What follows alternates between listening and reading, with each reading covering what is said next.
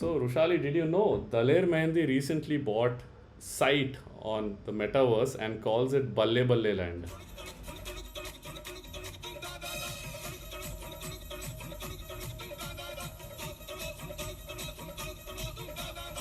Very good, very good. Good job, Dilar Mehndi.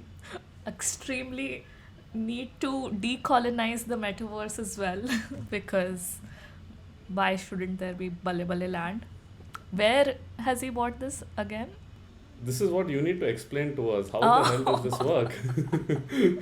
so um, yeah, the metaverse is something that big tech companies are working to build, which, if you had to quickly summarize in a small sentence, it would be a virtual world where people get to interact with each other the same way that we are doing on social media right now, but it would be a more 3D world which has a lot of integrations with different soft like imagine being in a 3D space and being able to order Uber, but then it comes to your house, like a very consolidated space where you can do multiple things, also have user generated content, be able to interact with everybody, but at the same time do it completely in a different virtual world and not have to rely on your physical world, so to say. Ah, well, this is why you're here to help our viewers understand the metaverse better. All right. So, welcome everyone. This is PCL's first podcast called Steam Theatre. Here we talk to our guests, our friends from across the industry, across the world, in India, abroad, and all the way up to Whitefield. We have everyone coming in on our special channel here to talk about how STEM is used in their jobs, day to day jobs. All right. So, a little bit about why we're doing this. This is for all our viewers, for students, school students, college students, people just looking to write your entrance exam or going to step into your work, or even industry experts. All right. Our aim is to get some of the best experts on our panel here and talk about their work and how STEAM and STEM has helped them in their jobs on a day to day basis. So, we're having an exciting journey ahead of us. Rushali is our first guest today, and we have a long list of guests coming up. All right, so hey Rushali, thanks for joining us. Thank you for having me. So, Rushali is here all the way from Amsterdam. I mean, it depends where you are, whether it's all the way or not.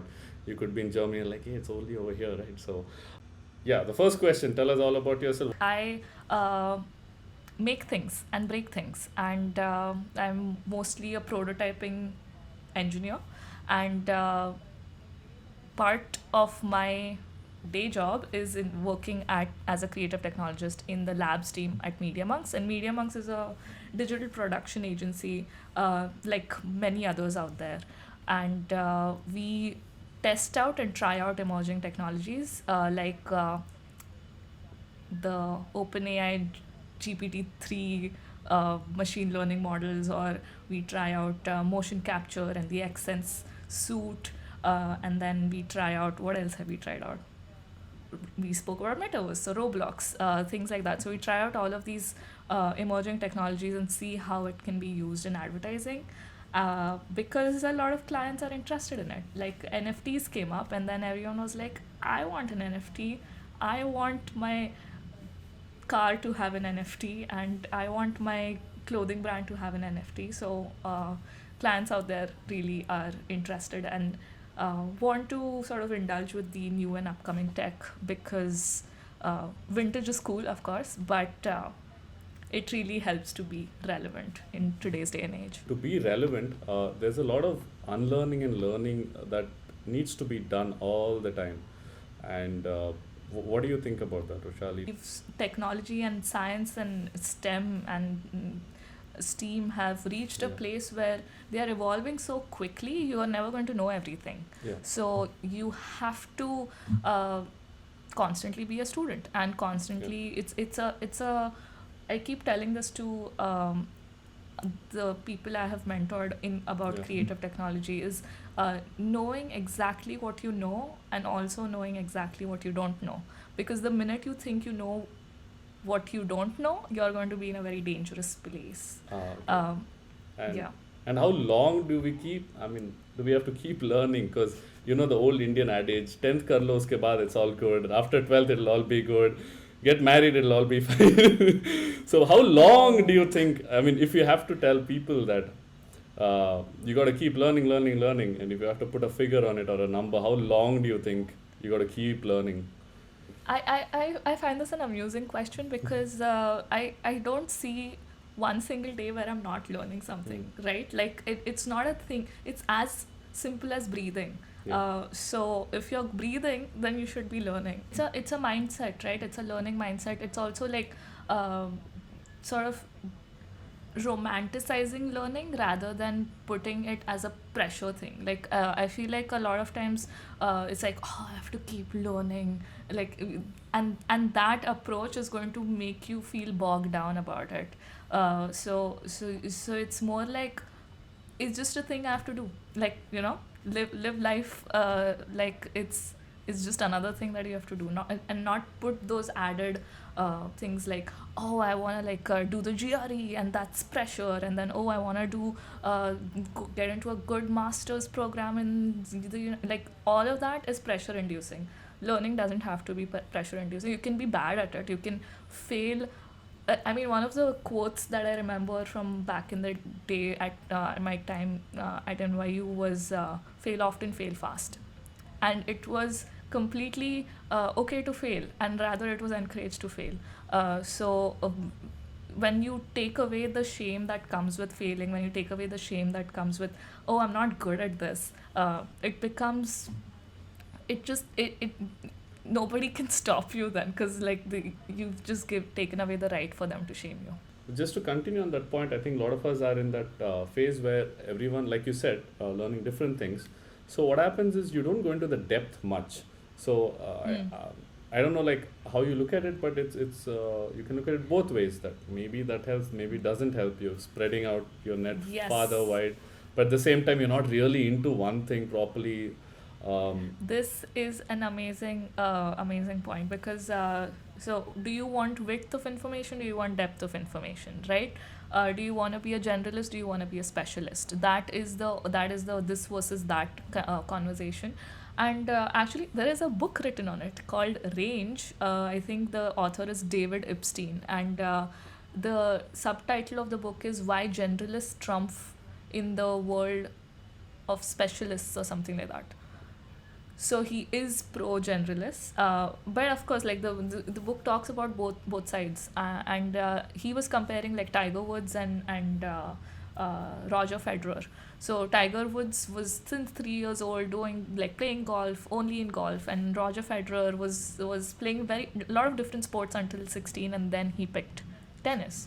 So the way like Roger Federer just is one of the most like unbeatable tennis players out there, and yeah, and the reason like because he's been trained in so many different sports that he brings in the qualities that are used in other sports into this one, which the others can't do because they've only trained in tennis. So you can argue for both sides, and I see the pros in both sides. And for some people and some personalities, specializing really works, whereas for some it generalizing really works, and the world needs all kinds.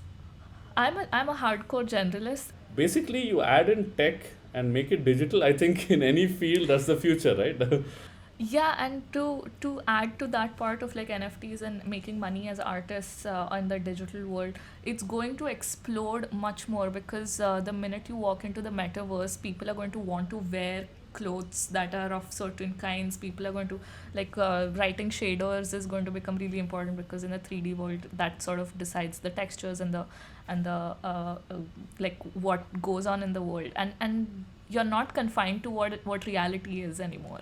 So you can have a sky that's whatever color and whatever does whatever you want, and you can have a floor that does whatever, and gravity doesn't have to be a thing. So as an artist, you really can push boundaries that you never thought before. And yesterday I saw this animation movie that was like released 9 years ago called Good Morning Mumbai. I highly recommend watching it because it's got a very interesting artistic style, and I was just like blown away that this was made almost a decade ago.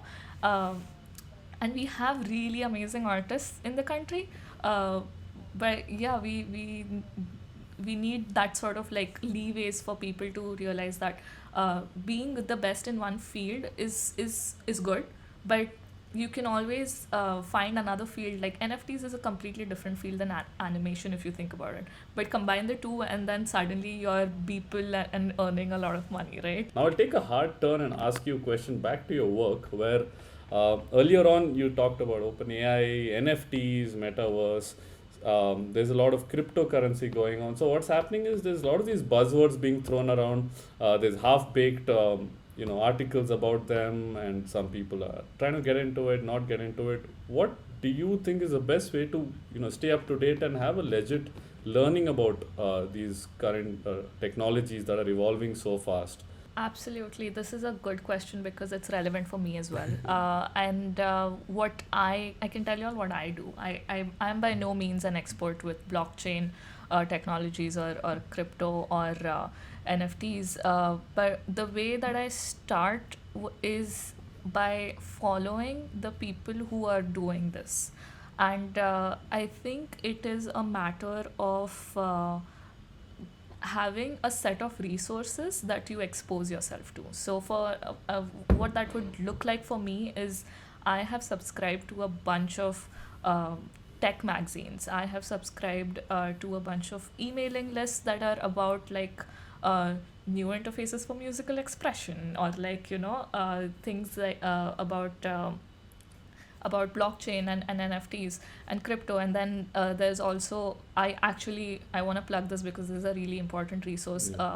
Tanmay Bhatt does really good educative education related. Like I don't know, he's in edtech actually if you think about it. It's the answer to like how do you keep yourself up to date is be in the right crowds, be in the right community, talk to the people who are working in those spaces and those fields. It's exposing yourself to the right. It takes a little while to find people, but I think Paper Crane Lab itself is one of those places where it's like enter here and then try find your way to the right people. Networking. We have some questions from some of our followers on Instagram, and a few from students from CDS Nagpur School. The young students from 6th, 7th, and 8th standard who had some wonderful questions about career in STEM. All right. So Wow. for you especially, Rushali, we said we have a special guest, so the questions are for you. So the first one is from Instagram. So this is the question. What are some of the success habits you practice in your journey as a creative technologist? It's a Oh wow, success habits. Yeah. I don't know. I mean, I have good and bad habits. I don't know which one is contributes to the success part. I think the minute I see something new, I immediately like download the software, open it up, and try it out. Okay. Like that I think is a habit that I have. I see a new app, I immediately download it, and then I 3D scanning, like real time 3D scan Okay. something, delete the app, right? Like Yeah. move on. Oh, that wasn't that great. Like so, I think like try things quickly. That would be Okay. Trying things quickly is your key takeaway. Yeah. Okay. That's nice. That's important. Like you said, I think earlier on also, try fast, fail fast, and keep going. yeah. At it. Fail often, Yeah, fail yeah, yeah, fast. yeah. Yeah. And the last question, I think we are from another student at CDS Nagpur, who very interesting, again a 7th standard student who want to get into gaming, want to be a game developer, and Nice. I've seen your work with Roblox, and I thought it would be apt to ask you what would you want to tell. Firstly, how would Steam help? So, firstly, like the game industry, right? The gaming industry, huge market. It's only going to get bigger. The other thing is India's indie game development not as evolved yet, but very good stuff coming from the indie game market of India. Oh, and then on the other hand, we have the West and then the East with Japan and Korea doing some amazing things. So there's Unreal Unity. Those are game engines to build things on. But there's also you have to realize that making games is not just being able to like code some sort of logic like, okay, shoot here, shoot there, jump, sit down, walk, run. That's not it. You have to think about a narrative. You have to think about the experience design of it. You have to think about the artistic renderings, like what do you want the game to look like. You have to think about the sort of levels, like what happens in level 1. You have to think about game theory. There are at least 12 to 15 other jobs besides game developer, like besides someone who's writing Unity and Unreal game logic, that that is taken into account while building a game, and especially while building a successful game. Like these take years to build. So basically, if the question is there scope? Massive scope. So what I would say to this person is to look at it critically and take a step back and not go straight into, oh, I want to do a Unity coding, or I want to do C#. No, take a step back and look at the whole thing. Right. What interests you about gaming? Okay. Why gaming? Yeah. Do you like playing games? What kind of games do you like playing? How can you get in touch with someone? I'm not a game developer, but we can surely find someone to. Y'all should get someone who's a game developer, because that'll be interesting. Yeah. But yeah, that's sort of what I would say.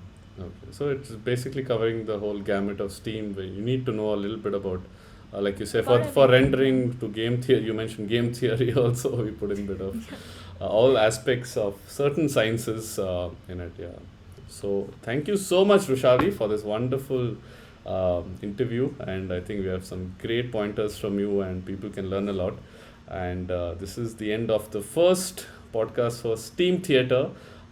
We are Team Paper Crane Lab. Follow us on Instagram, and we keep putting out new materials. Work is on it and everything else. So thank you for tuning in, and hope you had a good time. Thank you, everyone.